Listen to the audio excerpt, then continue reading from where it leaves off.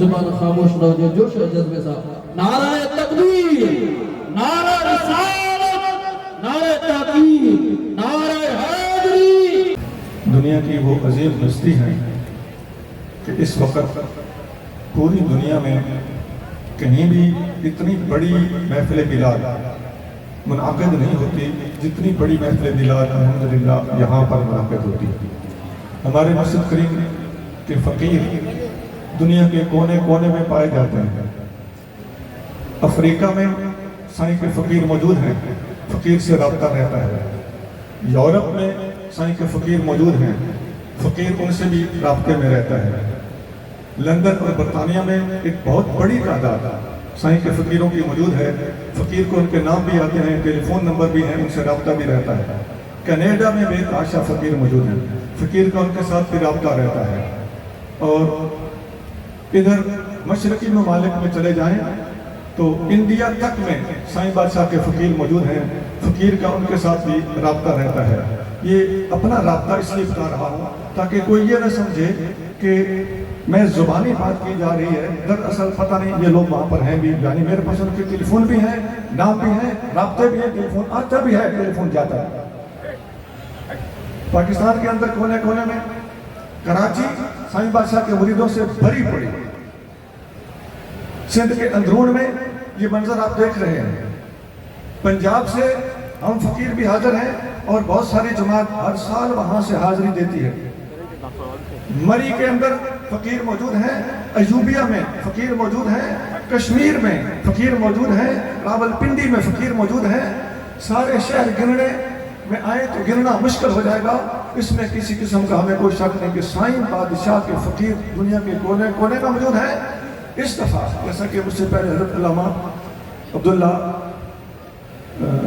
وارسی صاحب ارشاد فرما رہے تھے کہ سائیں بادشاہ کے اس عرس میں حاضر ہوتے وقت میں کہ راستے میں پیدل پھنس گیا۔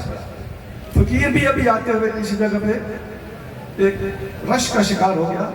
تقریباً میرے ساتھی اس پر گواہ ہیں، تقریباً لاشاری گوٹ سے یہاں حاضر ہوتے وقت فقیر کو 1 گھنٹہ لگا ہے پہنچنے میں، اور یہ ہر سال سے بڑھ کر رش ہوا کرتا ہے۔ مجھے سندھی تو نہیں آتی لیکن مجھے ایک تھوڑا ٹوٹا پھوٹا جملہ یاد ہے، سالوں سال مشورے والے سائیں دا فیض نرالا۔ ہر سال پہلے سے زیادہ رونق ہوتی ہے، ہر سال پہلے سے زیادہ رش ہوتا ہے۔ اصل بات یہ ہے کہ جنہوں نے کمائیاں کی ہیں اللہ تعالیٰ ان کی محبت مخلوق کے دلوں میں ڈال دیتا ہے۔ قرآن اس پر گواہ ہے، سَيَجْعَلُ لَهُمُ الرَّحْمَنُ وُدًّا، جو اللہ پر ایمان رکھتے ہیں ان کے اعمال اور کردار صالح ہوتا ہے، اللہ تعالیٰ ان کی محبت لوگوں کے دلوں میں ڈال دیتا ہے۔ فقیر نے آپ کے سامنے چند الفاظ تلاوت کیے ہیں سورۃ آل عمران میں سے۔ اللہ کیا فرماتا ہے؟ اللہ نے مومنوں پر احسان کیا ہے کہ ان کے اندر اپنا شان والا رسول بھیجا ہے۔ اس آیت میں اس بعثا کے الفاظ موجود ہیں، اللہ نے مبعوث کیا ہے یعنی بھیجا۔ ایک اور آیت میں اللہ تعالیٰ فرماتا ہے لَقَدْ جَاءَكُمْ رَسُولٌ مِّنْ أَنفُسِكُمْ، بلا شبہ تمہارے پاس ایک شان والا رسول آ گیا جو تمہارے اپنوں میں سے ہے۔ اب پہلی آیت پہ آپ نے غور کیا ہوگا، اس میں اللہ فرما رہا ہے اللہ نے مبعوث کیا۔ اس دوسری آیت میں اللہ تعالیٰ فرما رہا ہے جاء، آ گیا۔ تیسری آیت ہے اللہ تعالیٰ فرماتا ہے وَمَا أَرْسَلْنَاكَ إِلَّا رَحْمَةً لِلْعَالَمِينَ، اے محبوب ہم نے آپ کو سارے جہانوں کے لیے رحمت بنا کر بھیجا ہے۔ اس تیسری آیت میں الگ لفظ ارسال موجود ہے۔ پہلی آیت میں بے شک، دوسری لفظ میں مجیت یعنی آ جانا، تیسری آیت میں ارسال یعنی بھیج دینا۔ اور ایک اور جگہ پہ فرمایا حضرت عیسیٰ علیہ السلام کا اعلان قرآن شریف میں موجود ہے، وہ فرماتے ہیں کہ وَمُبَشِّرًا بِرَسُولٍ يَأْتِي مِن بَعْدِهِ اسْمُهُ أَحْمَدُ، میں اپنے بعد آنے والے ایک رسول کی لوگوں کو میں بشارت دیتا ہوں جن کا نام احمد ہوگا۔ اب اس آیت میں یأتی، آئے گا، یہ لفظ موجود ہے۔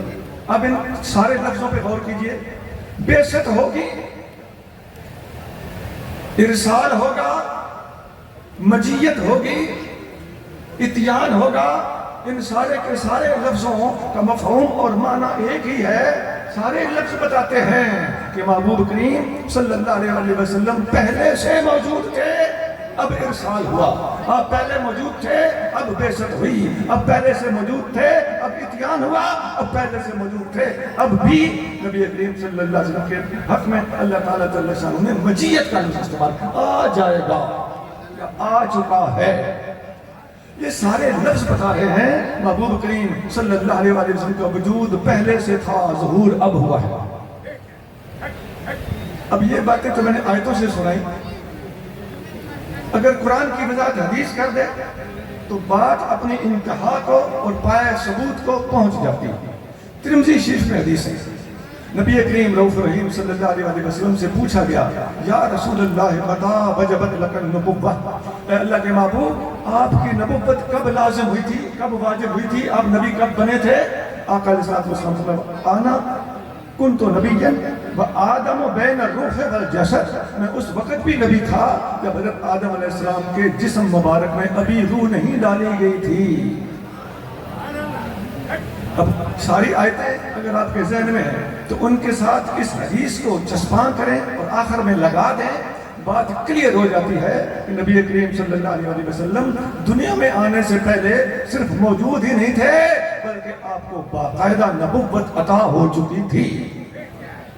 اس لیے ہمارا یقین ہے، ہمارا عقیدہ ہے کہ نبی کریم صلی اللہ علیہ وسلم تخلیق حضرت آدم علیہ السلام سے پہلے کے نبی بن چکے ہیں، آپ کی نبوت ہمیشہ چلتی آئی ہے، آپ پیدائشی نبی ہیں۔ 40 سال کی عمر شریف میں آپ نے صرف نبوت کا اعلان اور اظہار کیا ہے، جبکہ نبوت موجود تھی اور قیامت تک وہی نبوت چلتی رہے گی جو تخلیق آدم سے پہلے آقا کریم صلی اللہ علیہ وسلم کو عطا ہو چکی ہے۔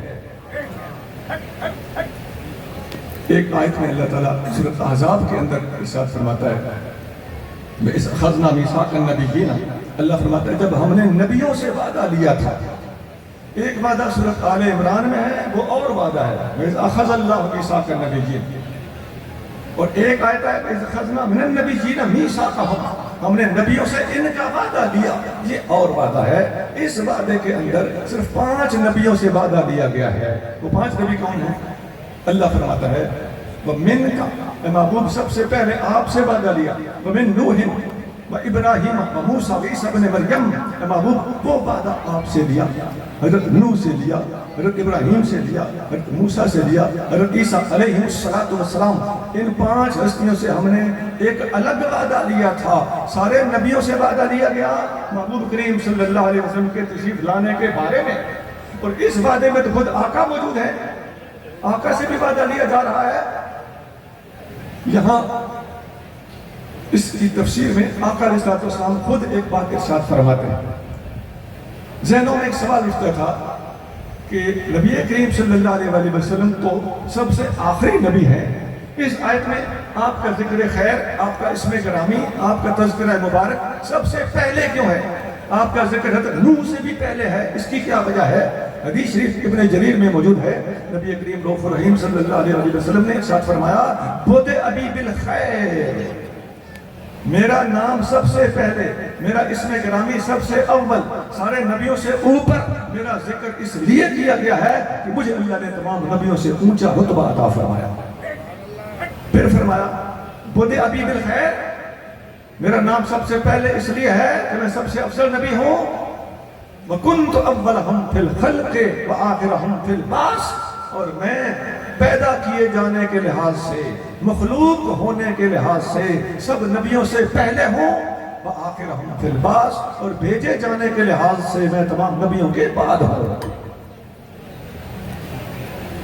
اس حدیث میں اور اس آیت میں ایک مسئلہ اور بھی واضح ہو گیا کہ بھیجے جانے کے اعتبار سے جب نبی کریم صلی اللہ علیہ وسلم سب سے آخر میں ہیں تو یہاں سے مسئلہ ختم نبوت بھی واضح ہوا۔ ہمارے مسلم کریم نے بھی مسئلہ ختم نبوت پر بہترین دلائل فتاویٰ قاسمیہ شریف کے اندر ارشاد فرمائے ہیں۔ پورا ایک صفحہ ہے، سائیں بادشاہ کا طریقہ کار ہے، تھوڑے لفظ زیادہ بات۔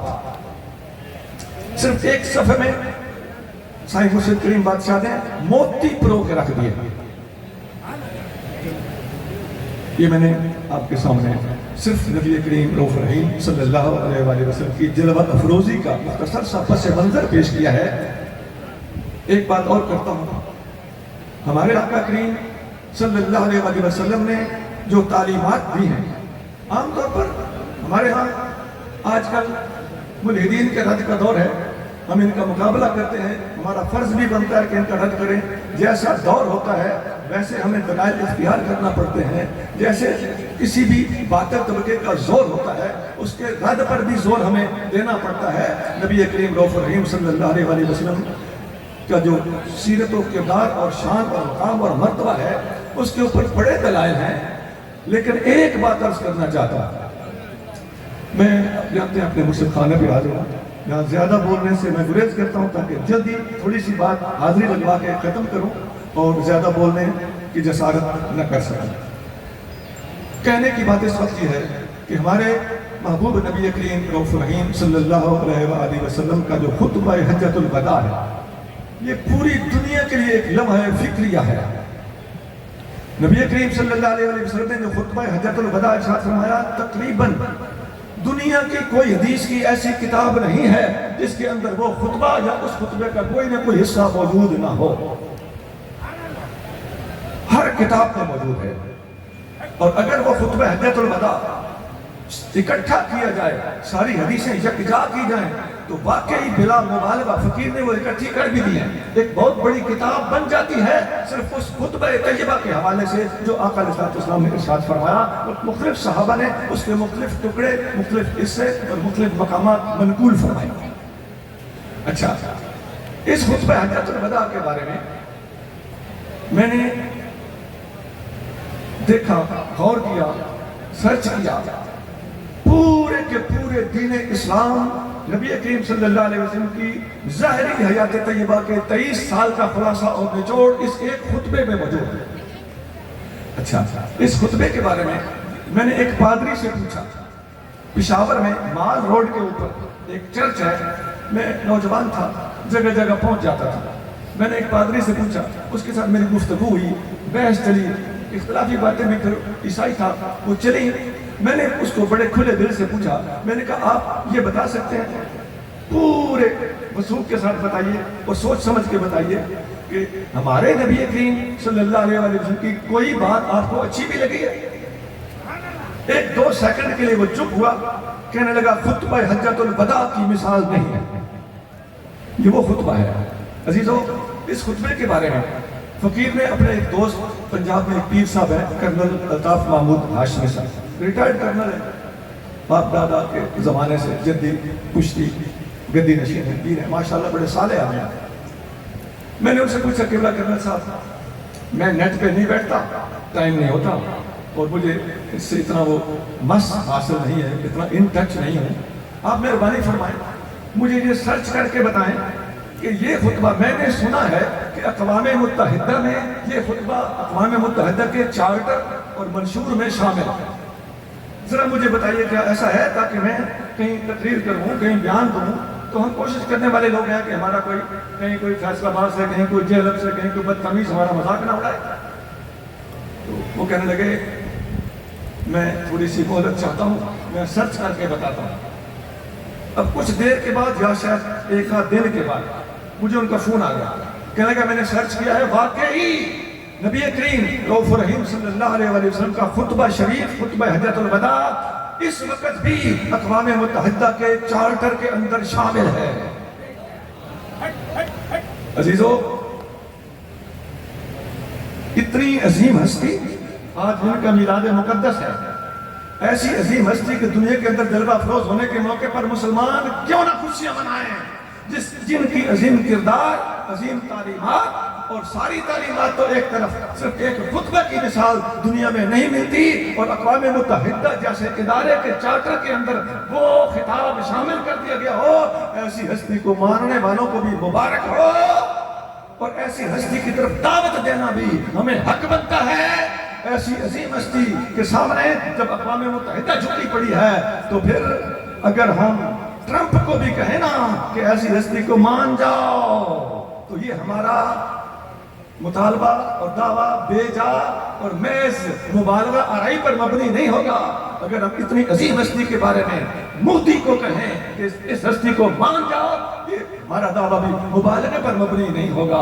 اگر ہم نیتن یاہو کو دعوت دیں کہ اس ہستی کے سامنے جھک جاؤ، ہمارا یہ دعویٰ اور یہ دعوت بھی بے جا نہیں ہوگی۔ اور اگر ہم دنیا بھر کے ملحدین کو جو جن کی زبان اس وقت انٹرنیٹ کے اوپر رکتی کسی سے نہیں ہے ان کو یہ کہہ دیں کہ چھوڑو اپنی خرافات کو اور مان جاؤ اس ہستی کو جس کے سامنے تمہارے بڑے بڑے سائنسدان، بڑے بڑے ایٹموں والے، بڑے بڑے ہائیڈروجن بموں والے، بڑے بڑے راکٹس اور میزائل والے، بڑے بڑے جہازوں والے اور بڑے بڑے مختلف ملکوں پر کارپٹ بمبنگ کرنے والے جھک چکے ہیں۔ تو ہم تمہیں دعوت دینے میں حق بجانب ہے، ہم یہ حق رکھتے ہیں، اس میں کسی قسم کی نہ کھچاطانی ہے، نہ مبالغہ ہے، نہ کوئی غلو ہے۔ ایسی ہستی کے سامنے پوری دنیا کو چاہیے کہ جھک جائے اور پڑھے لا الہ الا اللہ محمد رسول اللہ صلی اللہ علیہ وسلم۔ ہمارے سائیں بادشاہ نے، میں نے ایک طالب علم ہوں، میں نے فتاوی قاسمی شریف اور سائیں بادشاہ کے رسائل کا مطالعہ کیا ہے، آپ بے شک پڑھ کے دیکھیں۔ سائیں بادشاہ کی نظر پوری دنیا پر ہوتی ہے، ورلڈ وائڈ آپ کی نگاہ ہوتی ہے، حالات پر آپ کی نظر ہوتی ہے، پوری دنیا کو اسلام کے سامنے جھکانے کا انداز آپ کو سائیں بادشاہ کے فتاوی میں بھی ملے گا، سائیں بادشاہ کے رسائل میں بھی ملے گا۔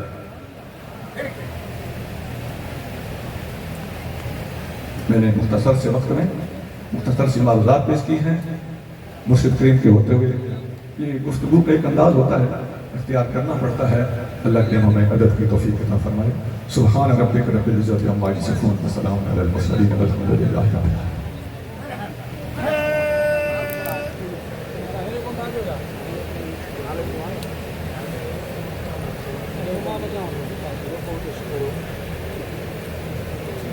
دوست